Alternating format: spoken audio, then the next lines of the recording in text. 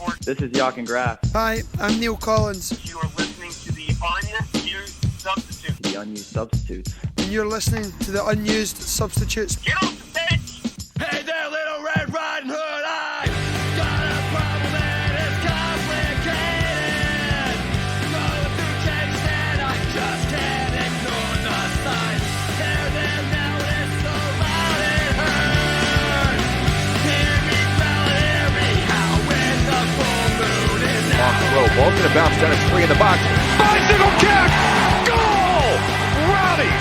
What a play! What a shot! And it's 1-0 Rowdies!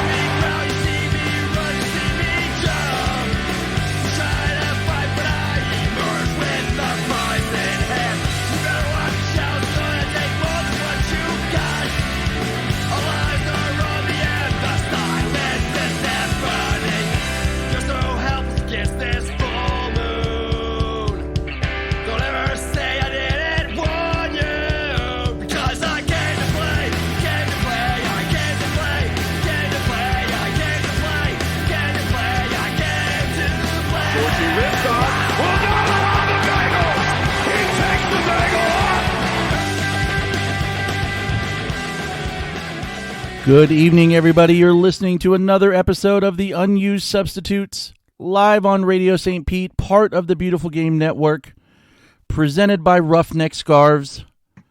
It's time for your Rowdies Talk Radio for the Green and Gold Gospel. Coming to you from Sarasota, my name is Matt, and on the other end, the homeboy in Largo, the man Google christened the anonymous Dumbo Octopus. Steven, how are you doing tonight? I am a wild range of emotions. I'm happy about one thing, though. I'm glad we already have what would possibly be the show title tonight. I'm glad we've got that out of the way. Oh, no. I already have a candidate for the show title. It's not even this. This would be a strong second. But we'll get... In fact, I won't even tell you what it is during the show. Well... But I'll see if you get. Well, as soon as I typed it, I was like, "Oh, that's got to be it." For those at home, he never tells me what the titles are before posting them. So I honestly, I usually don't know until I've am ready to post it. And I'm like, "Oh crap, what am I calling this one?" I was gonna call it the one where Steven gets cut off, but apparently that would just be a scheduled tweet at this point in time. Yeah, pretty much. As Patrick just pointed out, the over-under on technical issues, 20 minutes. Oh, no, I'm good. I'm good for at least 40. I'm not saying anything in response. I had to go there, so it's okay. I am not saying anything in response. Self-depreciating humor is my trademark, so it's okay. I'm good with it. Anyways, there was something else I was going to say. I won't even say that either. All right, so we've got a pretty packed lineup for the show for tonight. And even though it's just us, there's no interviews, there's no special guests or anything. It's just us. We've got some preseason stuff. We've got some roster news. We've got some Rowdies women information, and then we've got some other situations taken on. This is going to sound weird. We all know what the big topic has been in the last 2 weeks. I'm tired of talking about it. Not in the sense that it's not important. I'm just tired of beating the same thing into the ground. I don't know. So I'm pushing it all the way to the end of the show. We can go over the good news, the fun stuff first, and then we can wallow in a pit of misery and grumpiness afterwards. Hopefully this is a good way to... Of course, we're going to start off talking about 2 preseason losses, and that's the happy part of the show. Oh, God. All right. Oh, gosh. Gimmick FC is at it again. We'll get to it. All right. Steven, preseason game Saturday. I was so excited to go. And then I made the mistake of planning out with my wife when we were going to purchase a new car, which immediately meant that the car that we were going to replace broke down the next day. Then she had to take my car to go to Tampa. They were at a show up in Tampa. They went to, her and my daughter and my sister-in-law went to go see Mean Girls, and they'd already changed the tickets once, and it wasn't going to be able to happen again. So went to the show, came back, and then we went car shopping. You know, no better time to do something that you can't afford than right now. But hey, we did it. Luckily, it's done. Unluckily, I missed the game. I didn't get to go see the Miami adjacent Beckham United FCs see John McCarthy again, and a bunch of other guys that we'll probably see maybe an Open Cup when Fort Lauderdale AF or whatever they're calling it gets into it. But Steven, you were there. Tell us what happened. It was you alluded right there. It was not by any stretch the Major League Soccer team. I mean, let's be real, it wasn't. There was really maybe one or two players that might feature several times during the season. People like AJ De La Garza. Otherwise, I mean, it really was the League Two team. Pretty much, by and large, that's going to probably be a lot of the players that end up playing for the League Two. Are you going to lump the goal scorer? Because he was their top draft pick, right? Like, maybe he has a shot at making the roster? Well, so keep in mind that even with the draft picks, yes, he will certainly be one of the couple of players that will get minutes, but it's not going to be very consistent, and it's not going to be a whole lot of appearances. You got to remember, these college seasons are so short that even if you include the PDL, summer league, they're not playing a lot of games. So, and especially not stretched out during a calendar year. So as we frequently see, kind of like what we saw with Juan Tejada this past year, you always have this, like, they start off fairly well, and then they just disappear as the season drags on. I mean, you see that with just about every sport, right? I mean, that's why, like, Zion Williamson is in basketball is being very much managing the minutes, as it were. That's why you see a lot of football players tend to kind of trail off a little bit towards the beginning. It's why you see sophomore slumps and things like that. I mean, you see this in every sport. So, yeah, I mean, there's draft picks. There's going to be a lot of young kids. But a lot of what you saw this week from Miami was a lot of the reserves. Now, there's a reason for that, and that's because, again, as we always know, teams play friendlies without announcing it all the time. Did you see the picture with a couple of the guys earlier in the day at Al Lang Stadium? I believe Ben Sweat was photographed with a couple of guys. It's because I think the actual first team guys played a closed door thing earlier in the day at Al Lang. Interesting. Is the impression that I might have, because there was two different jerseys on a photograph. I think Ben Sweat was one of the photos, and it was like, interesting. Okay. So yeah, I got a feeling they actually played a game earlier that day, and that's why we didn't see a lot of the Pizarros of the world and things like that. I think that's the reason why we didn't see a lot of them. So it was worth noting. Otherwise, the game itself was fine, right? Like, we didn't start off the hottest. We gave up a goal in the 21st minute to a player whose name is not known because Miami's not wearing, names on their jerseys. So nobody knows who scored the goal for Miami. But as the game dragged on, smokeless and all, we eventually took control of that game. We had a goal in the 80th minute. It got disallowed by a VAR decision. But possessionally, we looked strong, especially in the second half. Two things real quick. Mm-hmm. Smokeless. Smokeless. Also, the facts department, the facts checkers have checked in. JD on Twitter. For the record, the friendly in the morning on the last Rowdy's game day was announced. I missed it too. It's okay.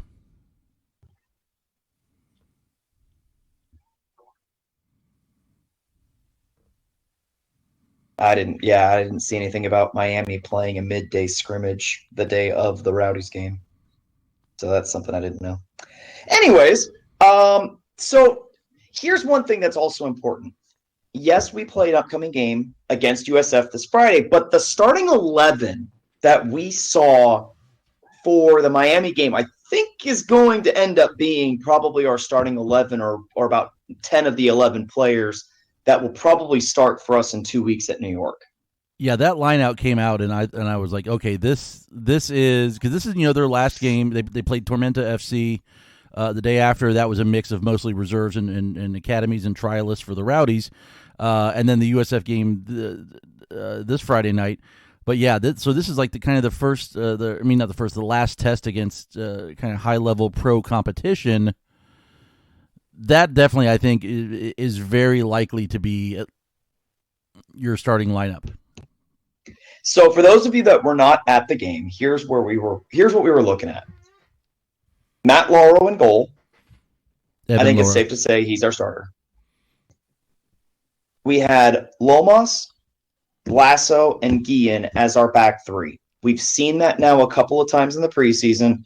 I think it's safe to say, without question, that those are our three guys going into the season, and I couldn't be happier. I think those guys, they have all shown to be fantastic. The defense has been solid. I don't see any reason why that wouldn't continue starting into the regular season. I think with those three plus the goalkeeper, I think we have a great defense right now.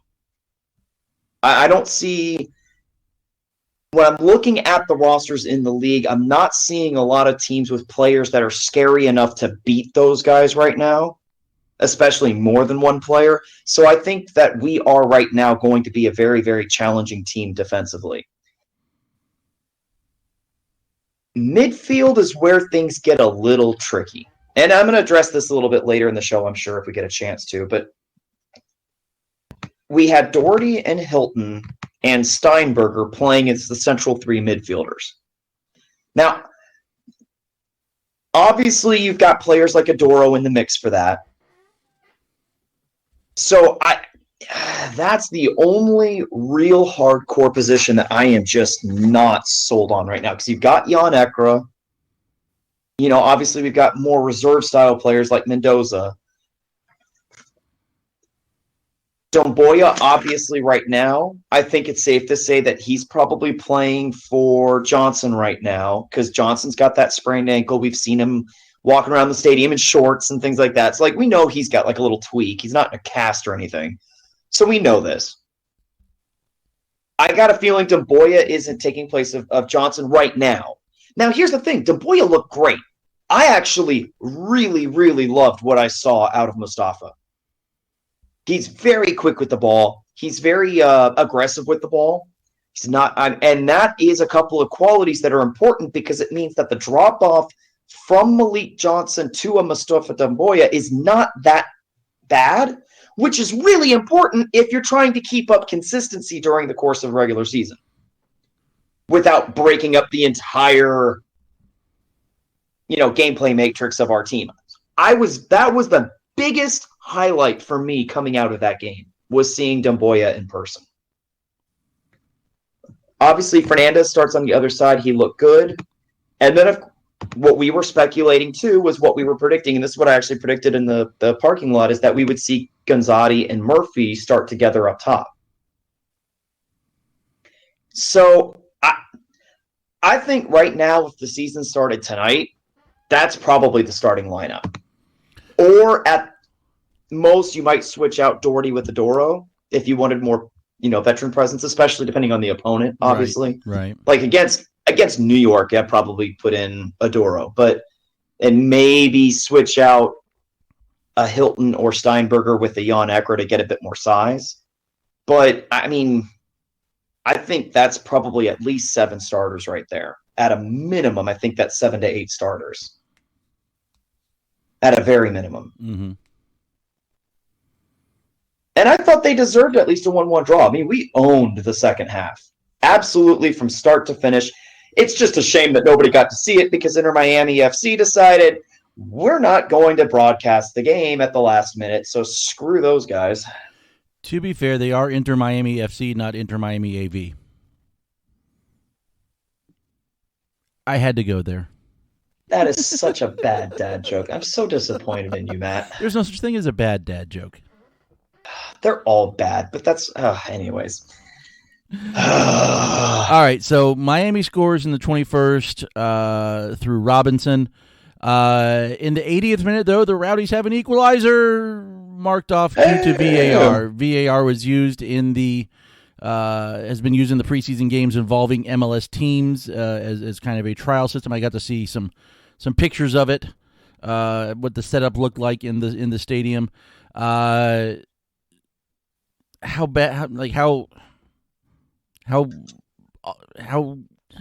I'm out of words today. How close was the goal to being good? What's your opinion of the call, since no one got to see it except the people who were there? Well, here's the thing. It happened on the opposite end of the field from the supporters. And they called it on a handball in the middle of the craziness. So, yeah, there was no seeing it up close. Yeah, it was unfortunate. There's no way to know. I mean, honestly, there's no way to really know. All right, so I'm going to go ahead and I'm going to mark it off as a bad call, and I'm going to declare this game was actually a draw. So good job, Rowdies. There you go. Yay! You see how easy that is? It's just that easy. It works out pretty good.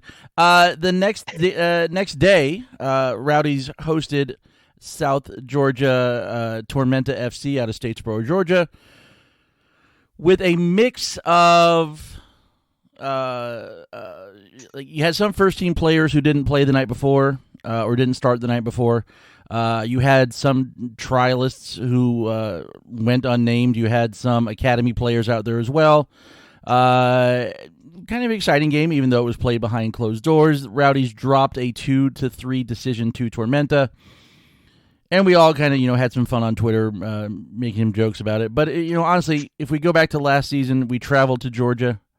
We lost to them then, and we went on to have the most wins, the most road wins, the kind of the best record season in club history. So we're good to go.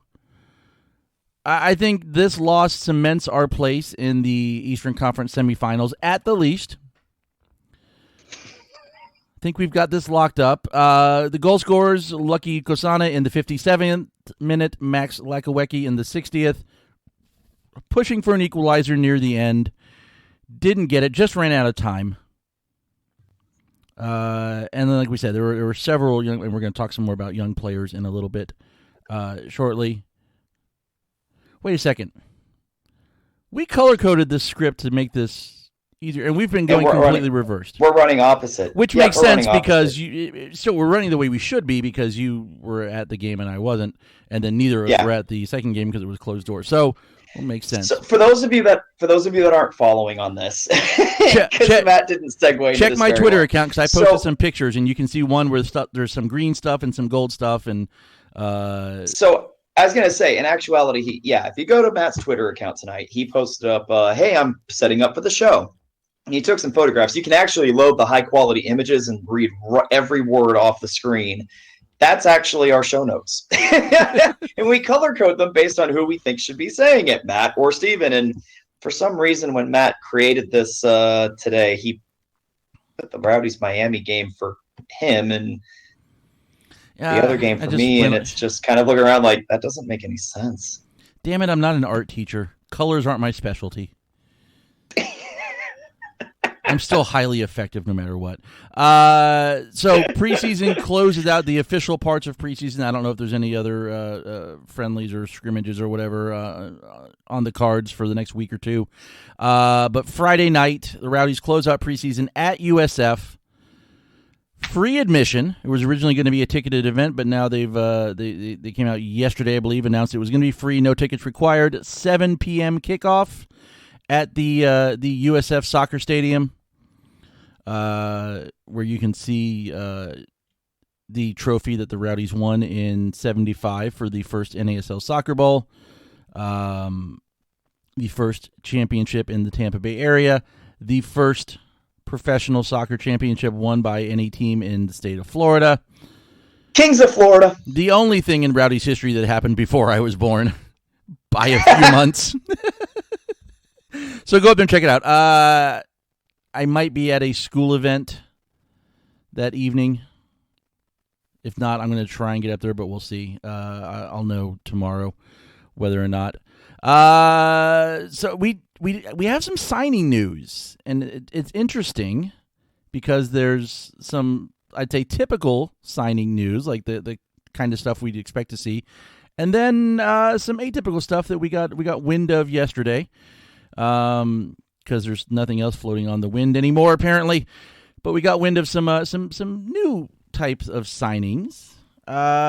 Stephen, tell us about this, since we're going to go now and follow our color coding. Hey, we're going to follow the color coding.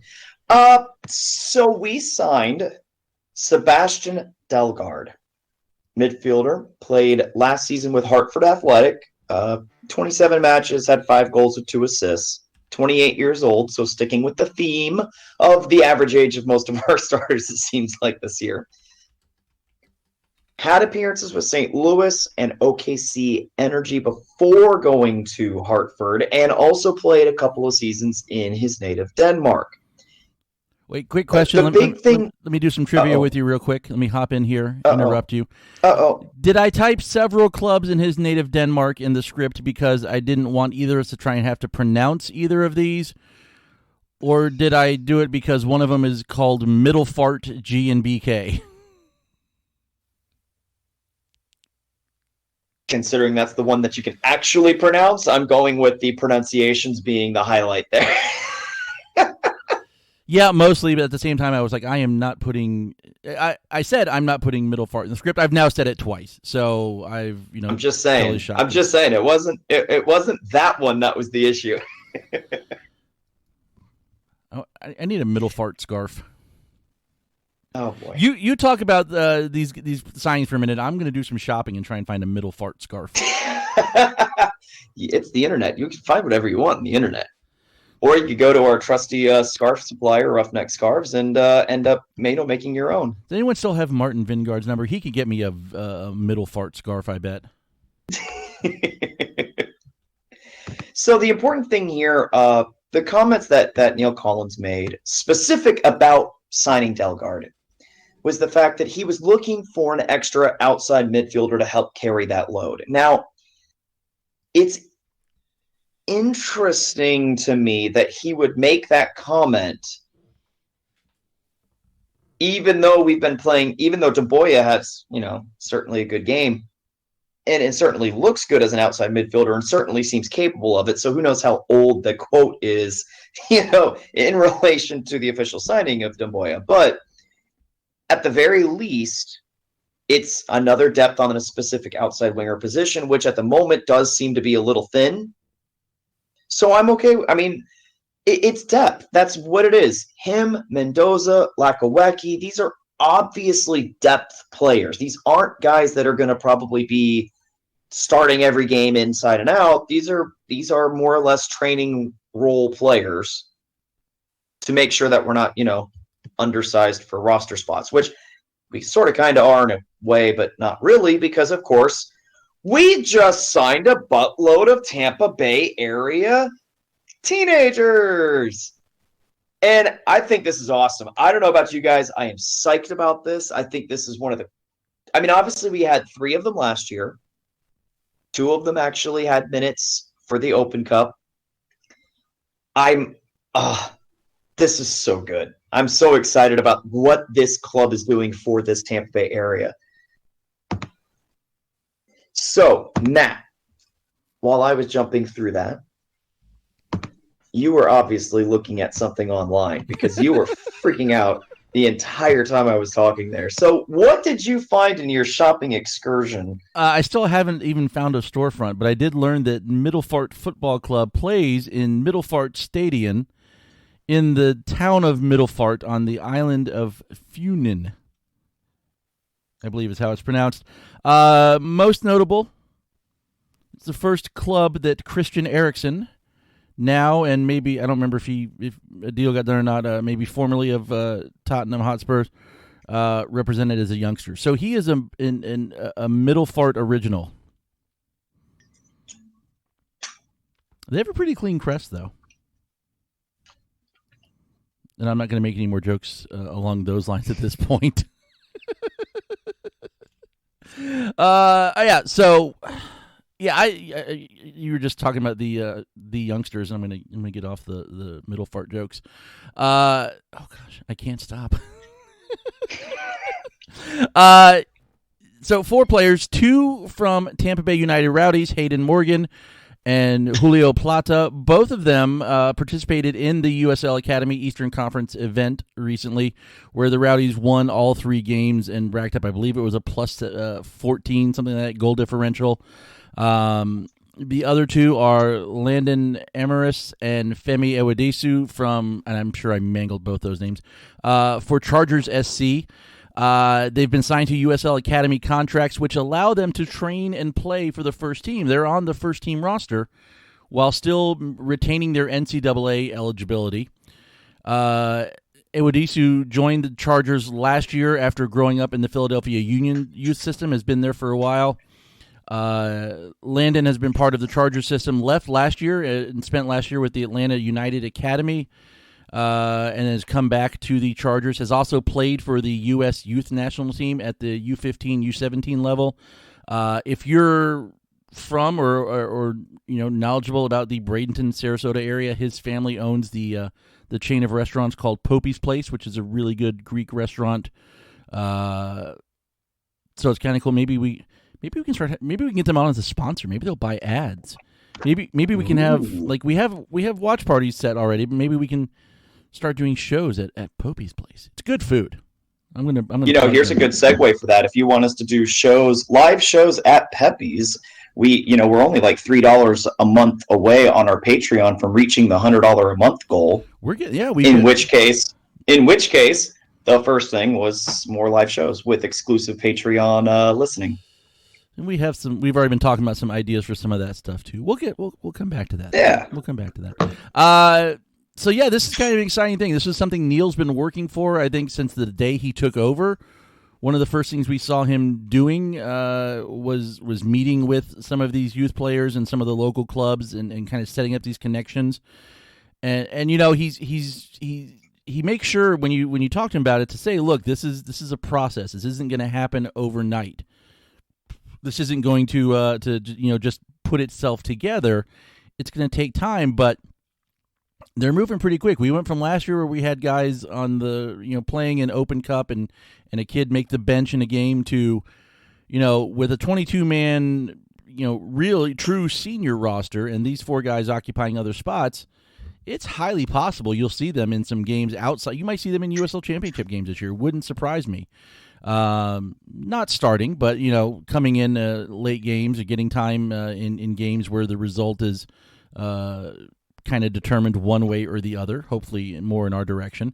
But Neil said about these, he's delighted to put 4 new players on USL Academy contracts. Each of them has their own strengths, and it's important that we show the elite youth players here in Tampa Bay that we'll provide an opportunity for them. They've already shown this preseason their value to our squad. I should point out they've all participated in preseason. I think Landon came on. Did both Landon and Femi come on Saturday night against Miami? I know Landon did late. No, just Landon. They've shown this preseason their value to our squad, and I'm looking forward to working with them to help make them better. It's going to be a great experience for them, and I'd like to give credit to our senior players for looking after them already and helping them settle in. We mentioned we had guys on the roster last year, Robbie Sorenellis and Dan Wintermeyer. Any updates on them? I caught you trying to snack some food in there. So I did a look as far as digging goes. The important one is that Jack Casey, which was one of the 3 academy players from last season. Right. He is in Dartmouth this year, and he did not feature in any games in his freshman season. Robbie Sorenellis, I believe, played in half of the games of the season or something like that, or started in half, scored 2 goals against Jacksonville, had 3 assists on the year. And he was at UNF, right? Say what? Was he at UNF? Am I remembering yes. correctly? Okay. Yeah, he's an Osprey. Yep, up at UNF, sorry. And so, yeah, he, and if I'm not mistaken, he got elected to his conference's, all-freshman team. Okay. which makes sense since he played in all the games. Wintermeyer, I believe, had some limited time, and now my mind's escaping me where he is collegiately. But yeah, as far as that was the interesting thing about the media release that came out about the 4 academy players that we just signed, is that we are expected to see Soren Ellis and Wintermeyer come back and play for the U23s this year.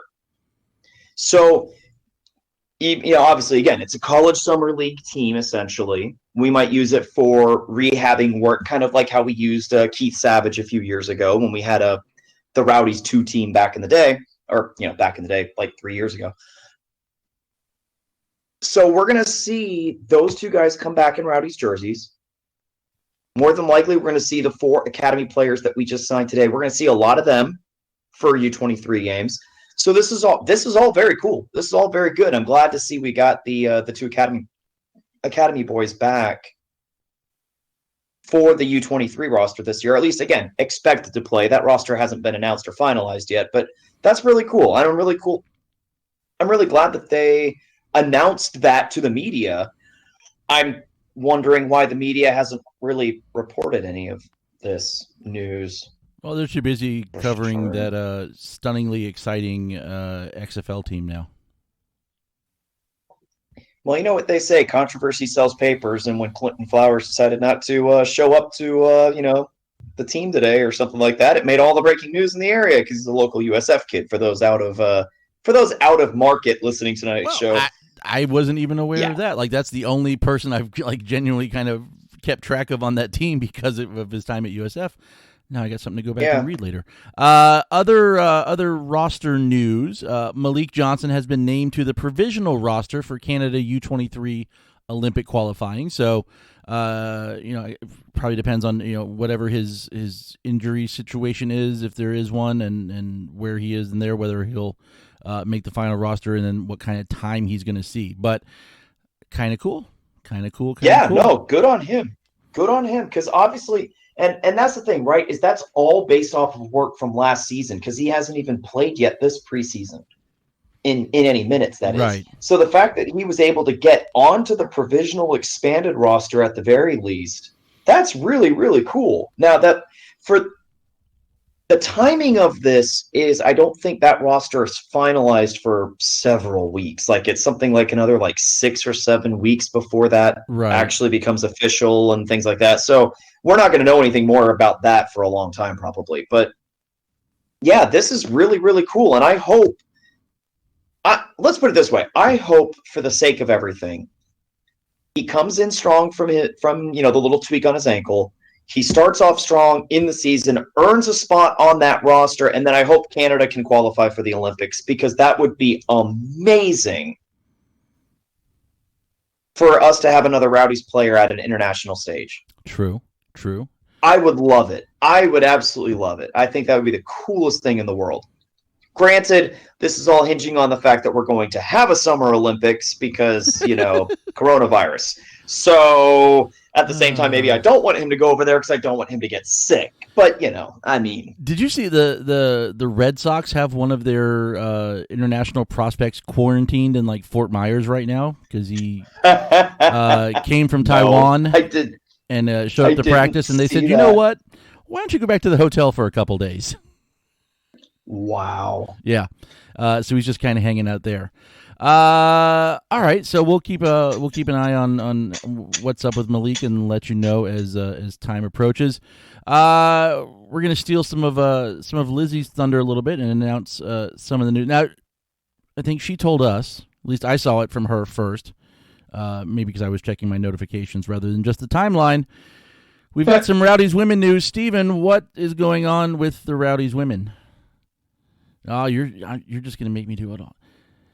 We should note now, this is not technical issues. This is not the audio cutout. This is Steven's eating, and I'm surprising him by trying to make him read things. The Rowdies women, we have the home opener, we have the opponent, and we have the date.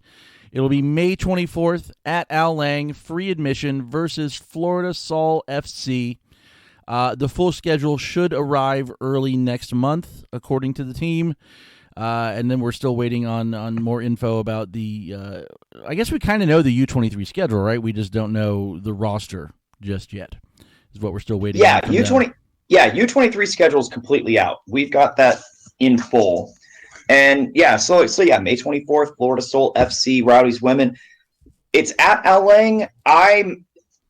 So from the supporter perspective of things, I'm not aware of what we haven't really decided yet, really, on the, in terms of what the supporters are planning on doing in relation to the women's team yet. If we're going to try and do some sort of rebranded thing, like how, a lot of these clubs have been doing it, where they have like different supporter group names for the different entities. So I don't really know yet. I haven't heard anything out loud as far as any kind of a real idea yet. So I know that there are a lot of people excited about this, though. So, if you have not already circled your calendar, May 24th is definitely one you're going to want to watch. They did start, I'm not sure if you noticed this because it's not in the notations in here, some of the ID camps. For getting players for that team. That did start I believe this past weekend, for identification of players as far as like a preseason camp. That actually has started. So the guys that are a part of that, like, the Dan Tobins and such like that, they are actually already working on putting that roster together and getting players ready for that. Yeah, so that's pretty cool. That's going to be a Sunday. The Rowdies are away to Charleston the day before, so I know there's going to be a lot of that's like Skyway's big trip every year, and I know some of the mob go up there too. So we'll see. Maybe everyone gets back in time if they leave right after the game to come to the next day. I don't know if I'm going to be able to make that road trip this year. I kind of don't think that I'll be able to. Although it is Memorial Day weekend, so it's a possibility. We'll wait and see. But I kind of don't want to miss the Rowdies women home opener either. We'll see. Hey, I'm crazy. I'll do both. Because I only do same day road trips anyways. So. We don't have a time announced for it yet, do we? We just for the women's game. Yeah, no. we just know the place. Okay, and the date. Yeah. All right. And now we're gonna get into. Actually, hold on. I'm gonna push this other part back. Because I said we're going to do all the good news stuff first rather than everything else. So we'll move that to there. Fair enough. Fair enough. One person we hear from occasionally on the show, but we all talk to a lot behind the scenes, the man that runs the website, that does the interviews, that talks to the people, that gets the news, that lets us know like a day in advance who's being signed or what's going down. Jake has put up 2 good articles on the site. I think were they both today? Yes. When I'm at school, I never get to see anything until like after the day's over, so I'm never sure like what's actually from today and what's showing up in my timeline from like 3 days ago. First story up on the website, Jake kind of breaks down behind the scenes how Jordan Doherty's permanent transfer came together. How this happened, some of the details of it, and honestly, now of course I'm biased because Jake's one of the best guys that we've ever gotten involved with as a part of this thing. But I noticed the other day that one of the USL like front office writers had quoted a fan podcast. It might have been USL show somewhere in there with some information about a player, and everyone was like, "Oh, it's pretty cool that they're listening or at least keeping an eye and ear on fan created media." Like, here's a story that really I think the league should be trumpeting, because here's a young English kid coming to the States to play. We always hear about U.S. based kids trying to make their way to Europe, to England or Germany or some of these leagues to get playing time as a youngster. But here's a guy who captained Sheffield United's U19s and U23s. He's a youth international. And he's made the choice at this point in time to make a permanent. Last year was a loan. That's one thing, but to make a permanent move, coming here and playing in USL Championship, like that's a pretty pretty big marker they can be using. And maybe we'll see what happens. And, the story's only out there a couple hours old. The kind of really cool thing I got from it, because I was wondering this when it happened, there wasn't a transfer fee paid. Instead, oh no, where are we at now? Like 41 minutes. We doubled up. Patrick's prediction. We got to 41 minutes, and I've lost you.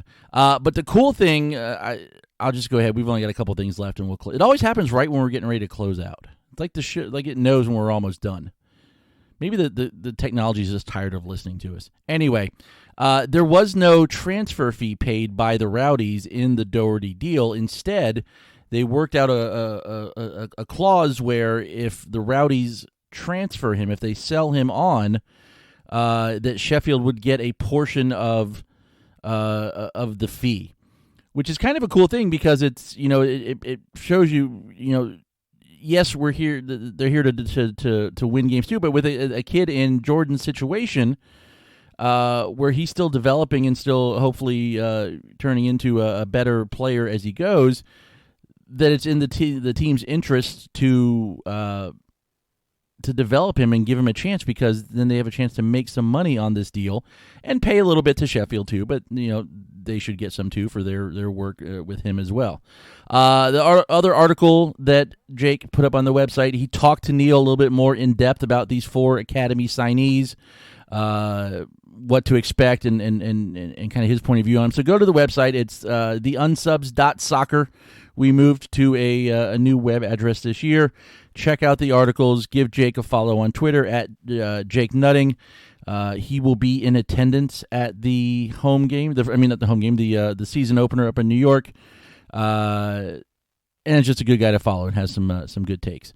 The last 2 things, and I guess I'm going to kind of keep it short since we're not going to have a back and forth on this. The merchandise situation at the store. The team's been operating a store at the stadium and over at Sundial.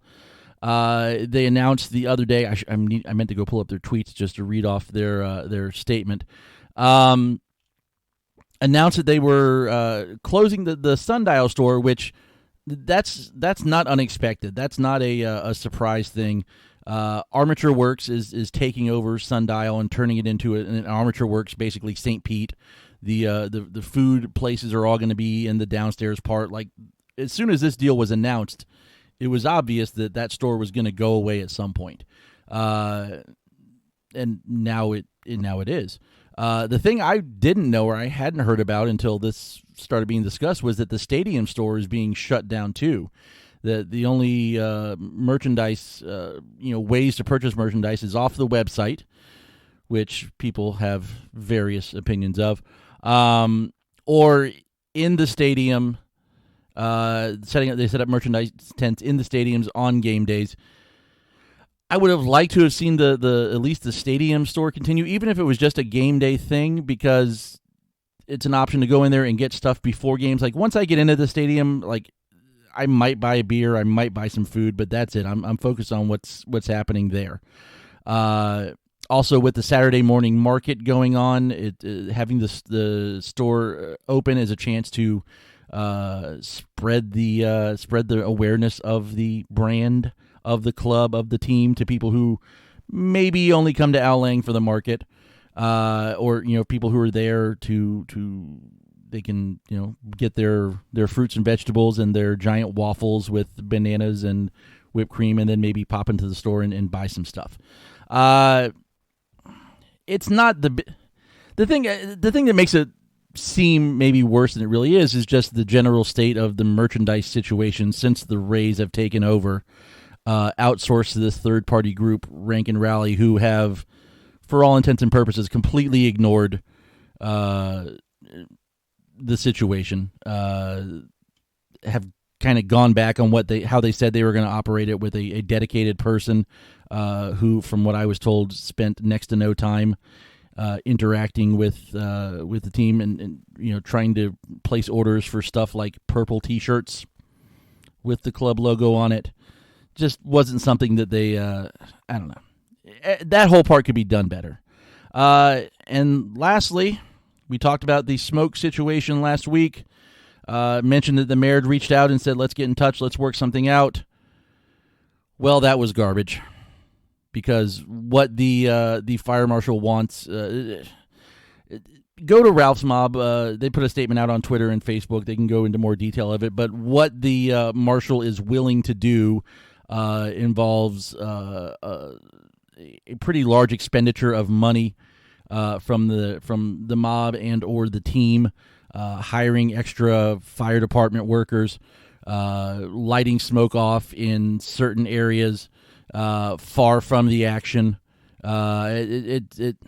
I mean, honestly, a lot of people feel like it sounds like it's just a ploy to get the club to give the city some more money for their fire department. Most people, I mean, the overwhelming majority of people that I've heard or seen or read from on Twitter aren't happy with it. At this point, I don't know what's going to happen, but I'm not getting my hopes up, which really kind of sucks. Steven's still hanging on here, watching him on video, trying to put some stuff in there. Some people have directed tweets and emails and stuff and Facebook comments to Mayor Kreisman, to the St. Pete Fire Department, City Council. Steven pointed out to me earlier, I'm not sure when she posted it, I'll have to go back and check and see. But City Commissioner Darden Rice, who is a season ticket holder for several years and has been a pretty big supporter of the team, posted something on Facebook about, guess it's not a great idea to light smoke bombs off in a soccer stadium. And when someone asked, why, what's the big deal? I enjoyed it. It's part of the experience. Said, well, there have been complaints. Which I hear a lot about this vague, air quotes, there have been complaints. I don't know of anyone who's gone to the mob and complained. I'm sure there's people that have gone to the club. I think part of that situation was involved in the idea of moving the mob closer to the action, putting him behind the goal, getting him out from under the overhang where the smoke could get trapped. There's got to be a middle ground somewhere. Unfortunately, the mayor and the fire marshal don't seem to actually be willing to talk about this in good faith, to involve all interested parties. When the mayor said that they were going to reach out and get everybody together and talk about this, the mayor talked to the fire marshal. They talked to the club. They did not involve the mob at all.